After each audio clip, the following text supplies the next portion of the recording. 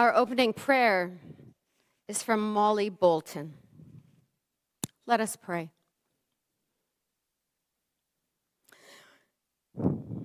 Within our bodies, we carry histories of both love and shame. We carry within us all that our ancestors did to survive. There is nothing new under the sun. Empire's slimy hands have pulled up beauty by the roots for millennia. Folks have felt hopeful or hopeless every time the world turns. Apocalypses unfurl around us, and still we doggedly tend to the ways of life. We are part and parcel of the cosmic web of becoming and undoing, made of the implosion and creation of stars.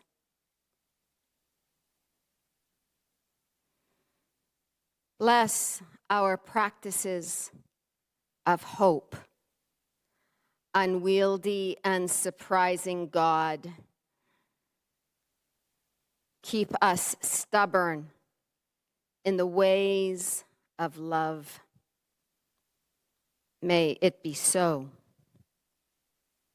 Amen.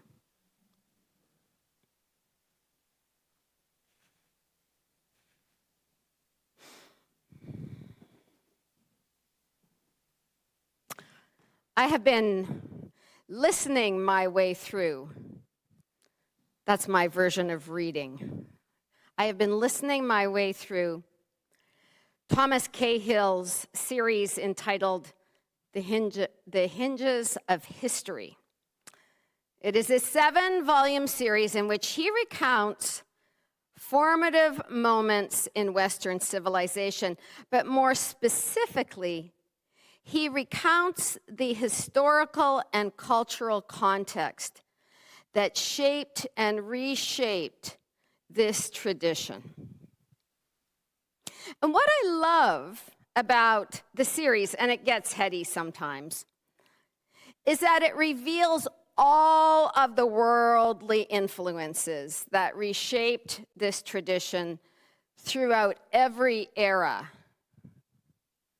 Culture, art, architecture, right time at the right place at the wrong time, power struggles, lots of those, personalities, a ton of those, egos, a few of those. Basically, the human condition. So it kind of helps us unfold the family history, as opposed to thinking that what we think here and now is the way it's always been and what everybody has thought, right? My biggest aha moment came in the first book of his series entitled The Gift of the Jews. Cahill provides the historical and religious landscapes out of which Judaism arose. And this is a very simplified version. Before the emergence of Judaism that we know in these epic stories, beginning with Genesis, although there are more books to Judaism than just our Hebrew Bible, the religious orientation of the Mediterranean basin consisted of a world with many gods, all vying for power, all needing to be appeased and requiring some sort of sacrifice. They were not a friendly bunch, and they were in charge. And into this landscape, very simplified, right? Into this landscape, a tribe or a coalition of tribes imagined a god, a deity, who was completely different. And so in that era would have been very radical and very countercultural. No temple prostitutes required, no sacrificing of children, no daily deity temper tantrums made manifest in life-threatening storms. This deity had a sense of humor, a generous heart, very often a broken heart. This deity was moved by the cries of the poor. This deity had a deep concern for justice. But first and foremost, we are told that this deity wanted friendship with the human race. The other aspect, I think, was that this deity could be known through the landscape of creation, not just the big bad things like the thunder or the earthquakes, but was revealed on mountaintops, in barren deserts, along still waters. This deity was alive in the unfolding rhythms of creation. You did not need to go to the temple to have an encounter with the Holy One. So I provide this as a means of introduction, as a way of saying that the work of theology, spirituality is always rooted in an historical context. And I think it behooves every generation to consider how this ancient story speaks anew or doesn't speak at all to their time and place. So we've been reading through this ancient tradition as it exists in the book of Exodus. We're in the fourth kind of piece of the story. Last week, Moses had to get out of town very quickly because he refused to live in the household of the Pharaoh with the narrative of the Pharaoh. And the Pharaoh, knowing this, would have taken his life. So he escapes, although he has left his people behind in slavery in Egypt. So here, let's pick it up. And again, I'm going to provide some internal commentary, just because there's a lot going on. Moses was shepherding the flock of Jethro, his father-in-law, the priest of Midian. He led the flock to the west end of the wilderness and came to Horeb. The angel of God appeared to him in flames of fire blazing out of the middle of a bush. He looked. The bush was blazing away, but it didn't burn up. Moses said, "What is going on here? I can't believe this. Amazing. Why doesn't the bush burn up?" God saw that he had stopped to look. God called to him from out of the bush, "Moses, Moses." Moses replied, "Yes, I'm right here." God said, "Don't come any closer. Remove your sandals from your feet. You are standing on holy ground." Then he said, "I am the God of your father, the God of Abraham, the God of Isaac, the God of Jacob." Moses hid his face, afraid to look at God. So what's important here? This character, this mystery whom we have called God, shows up, reaches out, says hello, and identifies himself. And I'll use the male pronoun because I'm telling that story. This God seeks relationship and shows up in the landscape on an ordinary day in Moses' life. Just like that. An ordinary day in Moses' life. And God says, "Hello." Very, very different than the kinds of stories that we know about gods like Zeus or Poseidon from the Greek pantheon. That fire would be the place of revelation is really not a surprise. Fire has always been associated in every spiritual tradition with the sacred. So it signals something, right? God said, I've taken a good long look at the affliction of my people in Egypt. I've heard their cries for deliverance from their slave masters. I know all about their pain. And now I have come down to help them, pry them loose from the grip of Egypt. Get them out of that country and bring them to a good land with wide open spaces, a land lush with milk and honey. The Israelite cry for help has come to me, and I have seen for myself how cruelly they're being treated by the Egyptians.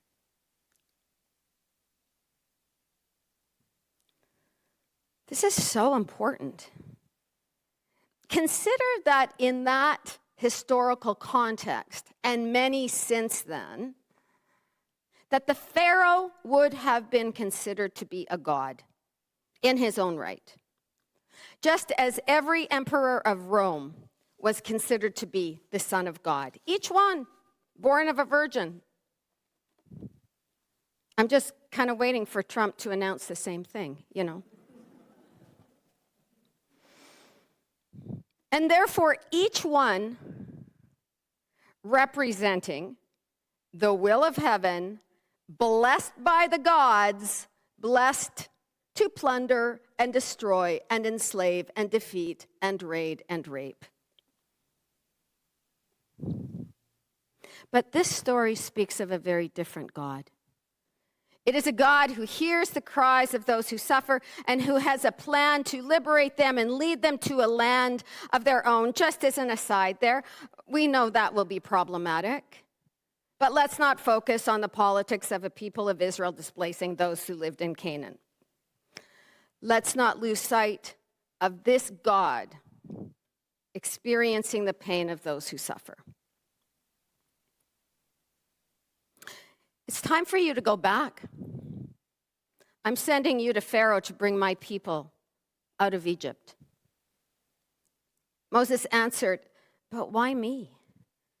What makes you think that I could ever go to Pharaoh and lead the children of Israel out of Egypt? I'll be with you, God said.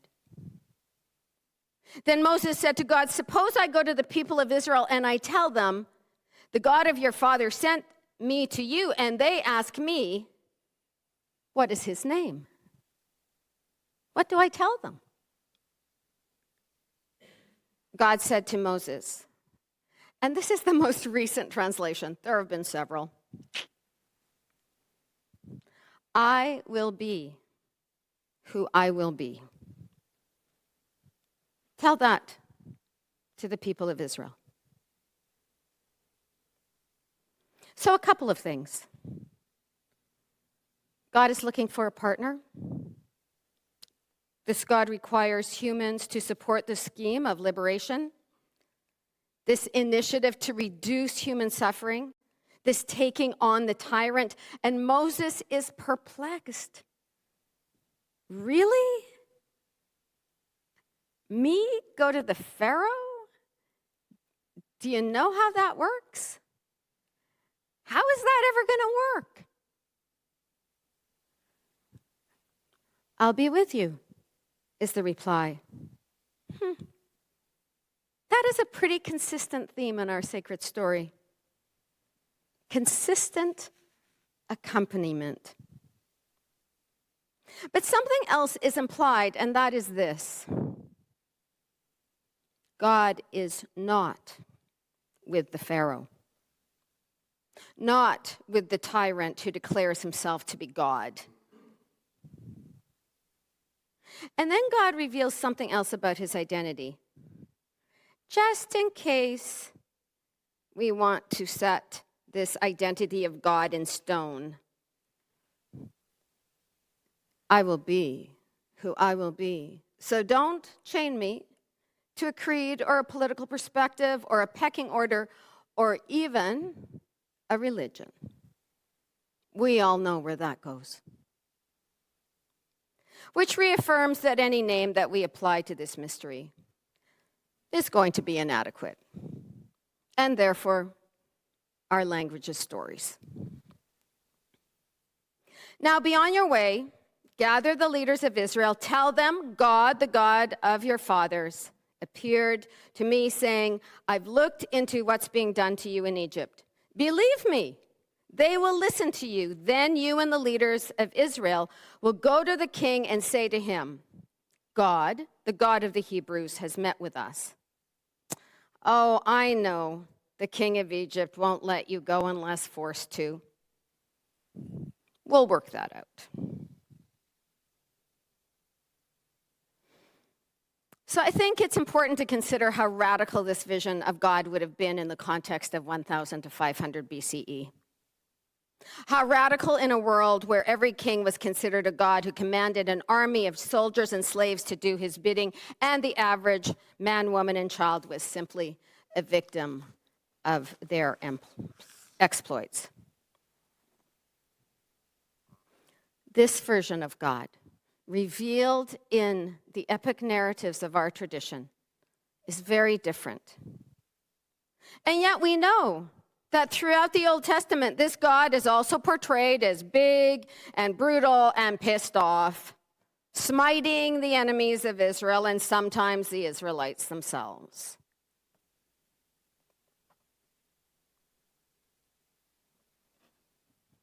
And yet I deeply appreciate what this story hints about the mystery that we call God. And maybe the right question to bring to this story a few thousand years later is this. What elements of this story still feel true to us? Maybe the way that the sacred shows up in a bush bursting into flame, or a cardinal singing from the treetops, or a full moon. Watch for it tonight. The rising sun. All of these things calling for our attention. All of these things speaking to us of the sacred. But the more profound piece, I think, is that the ancient sacred fire, the one with many names, the one who will not be captured by any name or any spiritual tradition, burns with love. The ancient sacred fire cannot remain silent in the face of profound suffering. The ancient sacred fire longs for the healing of the human race. And maybe profounder still is that within the first 3 chapters, and we know that the story wasn't told in chapters, but within the first 3 chapters of this epic narrative, whose backdrop is a bit like the massive military parade that we saw in China this week. I mean, if you want to think Pharaoh, right? Massive military parade, or else the inaugural party held at the former Rose Garden at the White House last night. Honestly, everywhere you look, Pharaoh 2.0, with a profound display of military and political might. So that's the backdrop of the book of Exodus. But against that backdrop, we now have become acquainted with 5 women, including a child, and now a man who have no credentials, no status, and yet who use their agency to support the will of heaven, which is the work of the healing of the nations.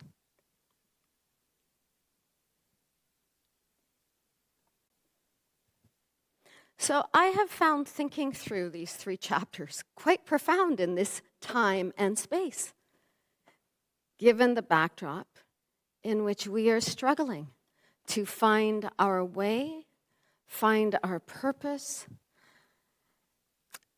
and stand in a tradition of those who are called to live with love. So the circle of friends will gather today around the tables at the back to lean into this sacred invitation to participate in our unique way, in our unique and small way, in the healing of the nations, in this time and place, with our agency and our resources. We are familiar with this work. We ran the 10,000 Villages store for 11 years, contributing to the healing of the nations, responding to the cries of the poor. Reaching for Rainbows is about to start its 15th year. A population that we have chosen to walk with in a context where there's a lot of glitter and a lot of people falling between the cracks. And so, as we prepare for the next season of our sacred work, both as a circle of friends and as individuals, I offer to you these words by Jan Richardson for contemplation. You will have to decide if you want this.